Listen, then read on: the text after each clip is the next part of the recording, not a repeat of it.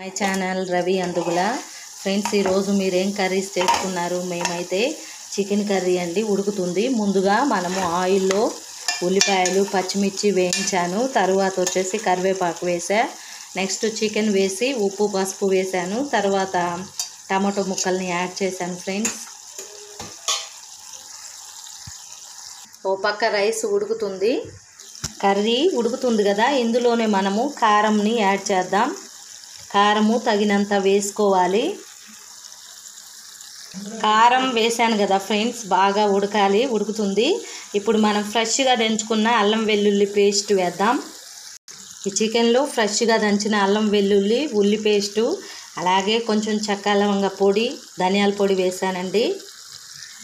Smell అయితే అదిరిపోతుందండి. మంచిగా cook అవ్వాలి. కొంచెం వాటర్ వేసి ఉడికించుకుందాం. ఫ్రెండ్స్, కొత్తిమీర వేసాను, నీళ్లు వేసాను. బాగా ఉడికాక దగ్గరికైన తర్వాత కర్రీని తీసుకొని రైస్తో తింటే సూపర్గా ఉంటుంది. మీకు నచ్చిందా ఫ్రెండ్స్? నచ్చితే లైక్ చేయండి, షేర్ చేయండి, సబ్స్క్రైబ్ చేయండి.